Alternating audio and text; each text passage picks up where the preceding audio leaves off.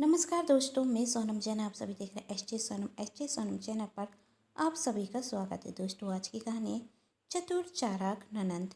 यदि आप सभी को मेरे द्वारा लिखी गई ये कहानी पसंद आए तो चैनल को सब्सक्राइब कर दीजिएगा और पास में जो बेल आइकन का बटन है उसे प्रेस करना बिल्कुल न भूलें, क्योंकि उसी से मिलेंगी आप सभी को मेरी आने वाली हर कहानी की नोटिफिकेशन। कहानी पसंद आने पर वीडियो को लाइक जरूर कीजिएगा, क्योंकि आप जानते हैं जब आप करते हैं वीडियो को लाइक तो मुझे मिलती है नई नई कहानियाँ लिखने के लिए प्रेरणा। और कहानी को अपनों के साथ शेयर करना बिल्कुल ना भूलें। तो चलिए कहानी शुरू करते हैं। पल्लवी मार्केट जाने के लिए तैयार हो रही थी कि तभी उसके घर की डोरबेल बजती। पल्लवी ने कहा, इस वक्त कौन हो सकता है? और सोचते हुए घर का दरवाजा खोलती। दरवाजा खोलकर देखती तो उसकी ननद प्रीति थी। प्रीति को देखकर पल्लवी आश्चर्य में पड़ जाती और कहती, दीदी आप इस वक्त? आपने तो आने की कोई खबर भी नहीं दी। तब प्रीति ने कहा, भाभी सरप्राइज, मैं आपको और भैया को सरप्राइज देना चाहती थी, तो बताइए कैसा रखा मेरा सरप्राइज? क्या आप मुझे देखकर खुश नहीं? तब पल्लवी ने कहा, ऐसी कोई बात नहीं दीदी, मैं तो आपको देखकर बहुत खुश हूँ, लेकिन यदि आप बता देते तो आपके भैया आपको लेने के लिए रेलवे स्टेशन पहुँच जाते। आपको आने में परेशानी हुई होगी। अरे भाभी, कैसी परेशानी? और मैं कौन सी पहली बार आई हूँ? मुझे तो है भी थे। अच्छा, यूँ अचानक से? पल्लवी ने पूछा। हाँ भाभी, कुछ दिनों की छुट्टी मिली थी और इसे सोचा आप दोनों के साथ उन छुट्टियों को एंजॉय करती हूँ, बस आ गई। वैसे आप तैयार दिख रही हैं, कहीं जा रही थी? प्रीति ने अपनी भाभी से पूछा। तब पल्लवी कहती, हाँ दीदी, वो सहेलियों के साथ बाहर जाने का प्रोग्राम किया था, लेकिन अब नहीं जाती हूँ। भाभी जाना है तो जाइए, मुझे कोई परेशानी नहीं।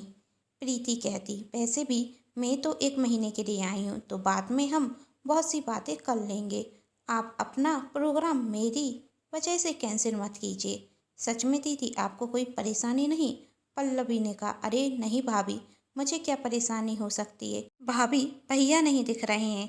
भैया कहाँ गए? भाई ऑफिस गए हैं। हाँ, मैं भी भूल गई, भैया तो ऑफिस गए होंगे। अच्छा, तो मैं अपने कमरे में जाकर आराम करती हूँ, आप होकर आ जाइए। ठीक है। प्रीति अपने कमरे में चली जाती और पल्लवी अपनी सहेलियों के साथ मार्केट जाती। तभी पल्लवी की सहेली मनीषा कहती, पल्लवी बहुत दिन हो गए, तुमने एक अच्छी सी पाइती नहीं दी, आज हमें एक अच्छी सी पाइती दे ही दो। तब पल्लवी ने कहा, नहीं यार, आज तो नहीं दे सकती, वो मेरी ननद आई हुई है ना, और वैसे भी दीदी बहुत दिनों बाद आई हैं, तो थोड़ा टाइम उनके साथ भी तो बिताना होगा ना। अरे तेरी ननद कौन सी आज ही जाने वाली है, 1 महीने के लिए आई है, तो आराम से टाइम बिता लेना। और हम सहरियाँ कौन सा रोज रोज मिलते हैं, अब इतने दिनों बाद मिले हैं तो पाइती तो बनती है। पल्लवी फिर मना करती तो निशा कहती, रखता है पल्लवी तो पाइती देना ही नहीं चाहती, कंजूसी बता रही है, इसलिए पाइती ना देने के बहाने कर रही है। तब पल्लवी ने कहा, मैं और कंजूस? आज तक मैंने कभी कंजूसी बताई है? चलो मैं तुम सबको पाइती दे ही देती हूँ। कहते हुए पल्लवी और उसकी सहेलियाँ एक अच्छे से होटल में जाती और पल्लवी उन्हें 5,000 रुपये की पाइती देती थी। पाइती करने में थोड़ा समय हो जाता, इससे पल्लवी को घर पहुंचने में देरी हो जाती। जब तक पल्लवी घर पर जाती तो उसके पति विनीत भी ऑफिस से आ चुके थे। विनीत पल्लवी से कहता, पल्लवी तुम भी गजब करती हो, प्रीति इतने दिनों बाद आई है और तुम अपनी सहेलियों के साथ मार्केट चली गई। मार्केट तो तुम कर भी जा सकती थी। तब प्रीति ने कहा, अरे भैया, भाभी तो मना कर रही थी, लेकिन मैंने ही कहा जब आपका प्रोग्राम है तो चले जाइए। अच्छा ठीक है, विनीत ने कहा, अब जल्दी से खाना भी बना दो, बहुत तेज भूख रखी हुई है। पल्लवी कहती है, मैं अभी खाना बनाती हूँ। तब प्रीति ने कहा, अरे भाभी, इसकी कोई ज़रूरत नहीं, खाना मैंने बना दिया है। अरे दीदी, क्यों आप परेशान हुई? मैं खाना बना देती ना। तब प्रीति कहती, अरे भाभी, इसमें कैसी परेशानी, घर में फ्री थी इसलिए खाना बना दिया। अच्छा, आप जल्दी से बताइए कि मैं खाना कैसा बनाती हूँ। आप जितना स्वादिष्ट तो नहीं बना पाती, लेकिन बुरा भी नहीं बनाती, तो जल्दी से हम सब खाना खाते हैं। तब पल्लवी ने कहा, सॉरी दीदी, पर मैं तो बाहर से खाना खाकर आई हूँ। अच्छा। तब प्रीति ने कहा, मैंने तो आपके लिए बनाया है। तब विनीत ने कहा, बाहर से खाकर आई मतलब तुमने आज भी अपनी सहेलियों को पाइती दी है? तब पल्लवी ने कहा, आज भी का क्या मतलब?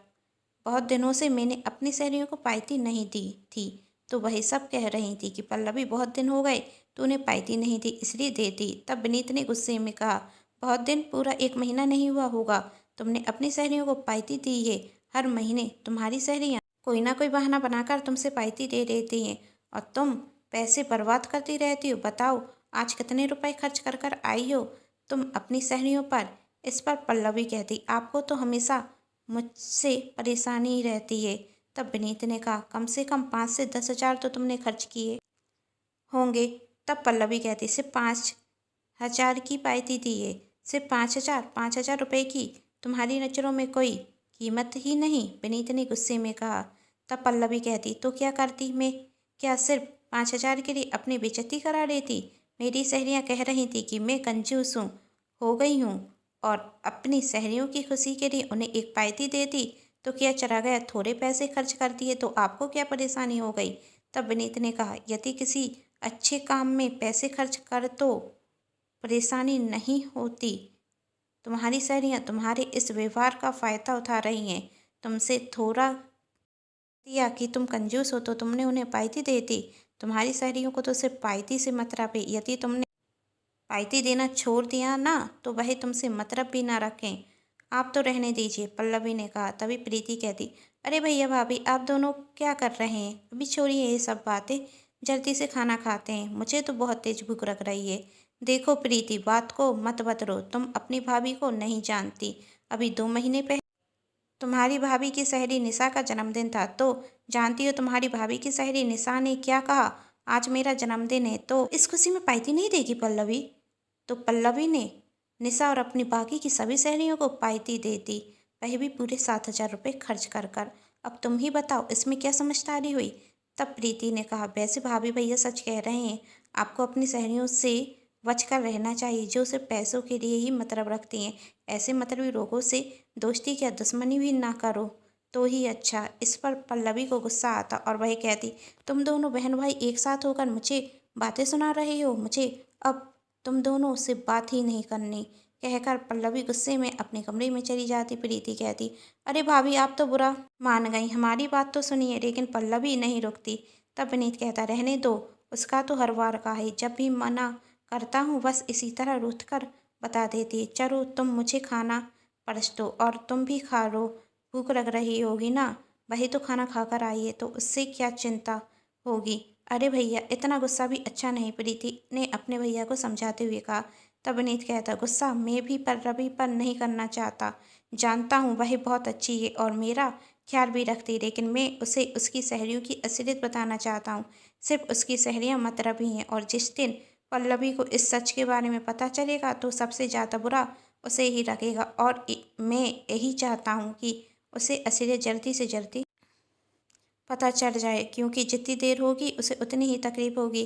तब प्रीति कहती, भैया आप कह तो सही रहे हैं, लेकिन अब आप चिंता मत कीजिए, मैं आ गई हूँ ना। भाभी के सामने उनकी सहेलियों की असलियत लाकर ही रहूँगी। बात करती हूँ आपकी बहन आपसे, तुम ऐसा क्या करोगी? विनीत ने कहा, पिछले 2 साल में मैंने तो तुम्हारी भाभी को नहीं समझा पाया, फिर तुम 1 महीने में ऐसा कौन सा चमत्कार कर पाओगी? अरे भैया आप चिंता मत कीजिए, आराम से खाना खाइए, खाने का आनंद लीजिए जब तक मैं कुछ सोच लेती हूँ। और वैसे भी आपकी बहन ने ना अच्छे अच्छे को सबक सिखाया है तो भाभी की सहेलियों को भी सिखा ही दूंगी। ठीक है, अगर तुम ऐसा कर पाई तो मुझे बहुत खुशी होगी। कहकर विनीत खाना खाने लगता और प्रीति मन में सोचती, कह तो बहुत आराम से दिया कि भाभी की सहेलियों को सबक सिखाएंगे, पर इसके लिए कुछ सोचना तो पड़ेगा।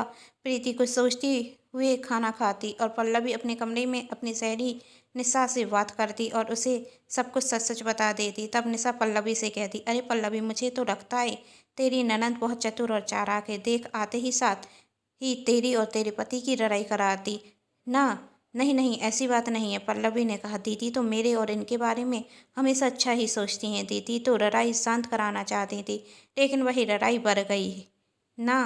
पल्लवी तू तो बहुत भूरी भारी है, निशा कहती। ऐसी चतुर चालाक नंदों को समझती नहीं है। ऐसी मीठी मीठी बातें कर कर वही घर में लड़ाइयाँ कराती रहती हैं और खुद अच्छी बनी रहती हैं। मैं तो तुझे यही सलाह दूंगी कि तू अपनी ननद से बचकर रहे और जितनी जल्दी हो सके उसे घर से भगा दे। पल्लवी कहती, तू कह तो रही है लेकिन मुझे नहीं लगता कि मेरी ननद ऐसी है। मेरी ननद तो बहुत अच्छी है। तो ठीक है, तू ही देख लेना, कुछ दिनों में तेरे और तेरे पति के बीच लड़ाइयाँ बढ़ती जाएंगी। उस दिन तुझे मेरी बातों पर विश्वास होगा कि मैं सच कहती थी, और फिर उस दिन मुझसे कहना तो मैं तेरी मदद भी कर दूंगी तेरी ननद को घर से भगा देने में। कि आज तो तू मेरी बात पर विश्वास नहीं करेगी ना। तो चल अब मैं फ़ोन रखती हूँ, मुझे बहुत काम है। कहकर निशा फ़ोन रख देती और पल्लवी निशा की बातों को सोचने लगती और सोचती, क्या निशा सच में सही कह रही है? दीदी क्या भूरी भारी बनकर मुझ में और इनमें लड़ाई करा रही हैं? और निशा वहाँ मन में सोचती, पल्लवी सच में तुम मूर्ख हो, हमारी बातों में आकर पैसे भी खर्च कर देती हो और आज अपनी ननद पर शक भी करोगी। वैसे तेरी ननद का जाना हमारे लिए फ़ायदेमंद होगा, वरना उसने तेरे सामने हमारी असलियत राती तो हमें अच्छी अच्छी पाइती कौन देगा। दूसरे दिन प्रीति अपनी भाभी से कहती, भाभी आप मुझसे नाराज़ तो नहीं हैं ना? पल्लवी ने कहा, दीदी कैसी नाराज़गी, छोटी मोटी बातें तो घर में होती रहती हैं। लेकिन विनीत पल्लवी से अच्छे से बात नहीं कर रहा था, उसकी किसी भी बात का सही से जवाब नहीं दे रहा था। तो पल्लवी के मन में आता, आज के पहले भी मेरी और विनीत की लड़ाइयाँ हुई हैं, लेकिन इस तरह से विनीत कभी भी मुझसे रूठे नहीं। कहीं मेरे जाने के बाद दीदी ने कर विनीत को मेरे खिलाफ भड़काया तो नहीं? निशा सच तो नहीं कह रही थी कि दीदी भूरी भारी बनकर मुझ में और विनीत में लड़ाइयाँ करा रही हैं। इसी तरह समय निकलता गया। निशा और पल्लवी की और दोस्तों ने उसे उसकी ननद के खिलाफ अच्छे से भड़का दिया। अब पल्लवी अपनी ननद प्रीति से अच्छे से बात नहीं करती। प्रीति को ये समझने में देर नहीं लगती कि उसकी भाभी उससे नाराज़ है और वह इसका कारण भी अच्छे से जान जाती। कुछ दिनों बाद पल्लवी का जन्मदिन आने वाला था, तो पल्लवी विनीत से कहती, तुम्हें याद है ना मेरा जन्मदिन आ रहा है? विनीत ने कहा, हाँ याद है। तो तुमने कुछ सोचा है? विनीत ने कहा, क्या सोचना है, हम दोनों कहीं जाएंगे और एक अच्छा सा डिनर करेंगे। पल्लवी ने कहा, नहीं, मैं अपने जन्मदिन पर एक बहुत अच्छी पार्टी देना चाहती हूँ।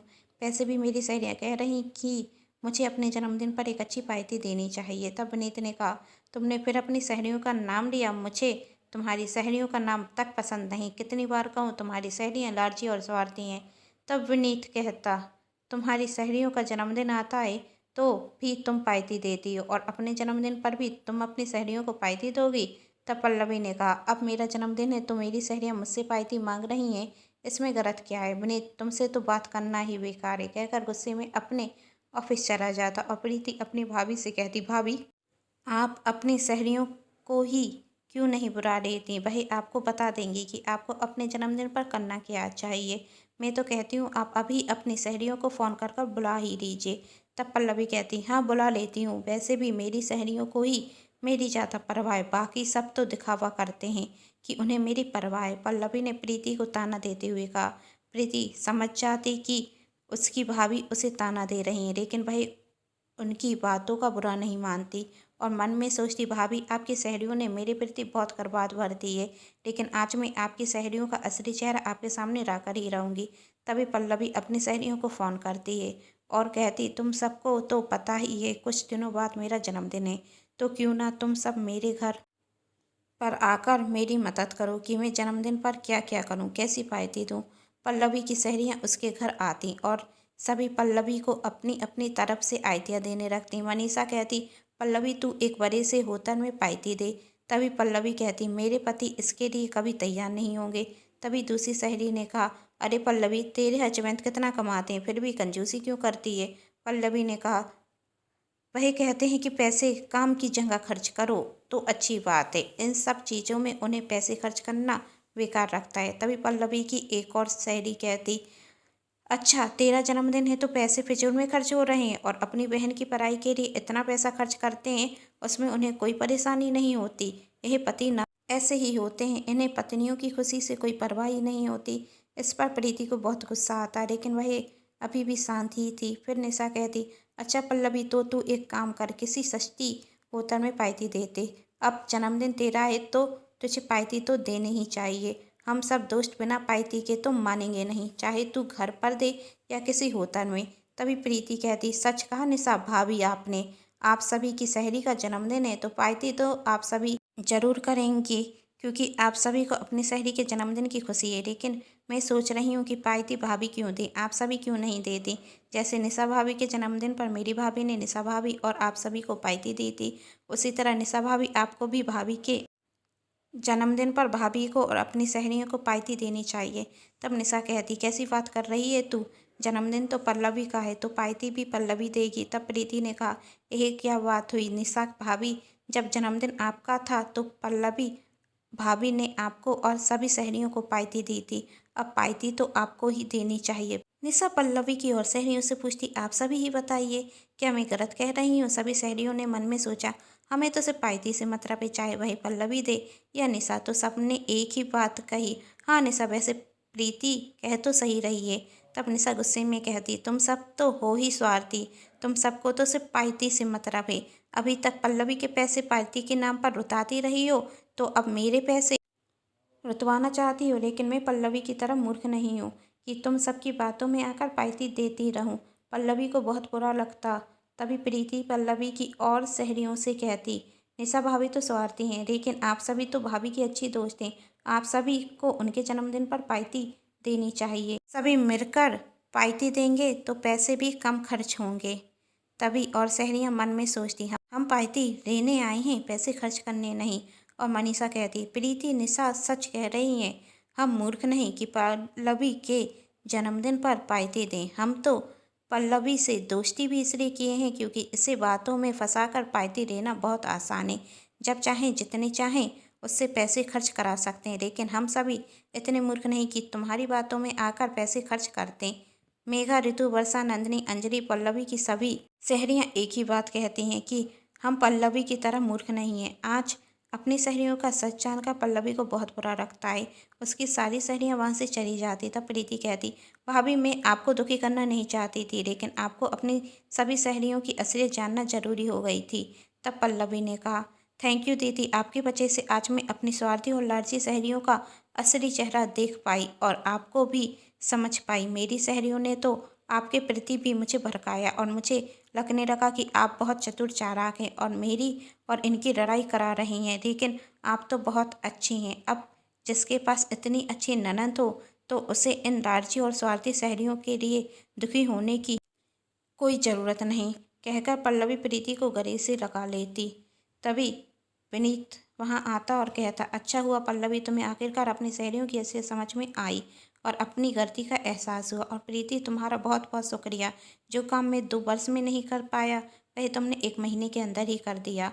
अच्छा, वही सब तो ठीक है भैया, लेकिन भाभी का जन्मदिन आ रहा है तो हम घर पर छोटी सी पार्टी तो ज़रूर करेंगे। मैं भाभी आपके लिए केक बनाऊंगी। तब विनीत ने कहा, मुझे इसमें कोई ऐतराज़ नहीं, वैसे भी पल्लवी की खुशी में मेरी खुशी है। मैं तो बस यही चाहता था कि पल्लवी अपनी सहेलियों का असली चेहरा जरूर देखे। कुछ दिनों बाद पल्लवी का जन्मदिन आता और प्रीति, विनीत और उनके माता पिता पल्लवी का जन्मदिन घर पर ही सेलिब्रेट करते और सब बहुत खुश थे। उम्मीद करती हूँ आप सभी को मेरे द्वारा लिखी गई ये कहानी पसंद आई होगी। यदि कहानी पसंद आई तो चैनल को सब्सक्राइब, वीडियो को लाइक एंड शेयर जरूर कीजिएगा। Thanks for watching.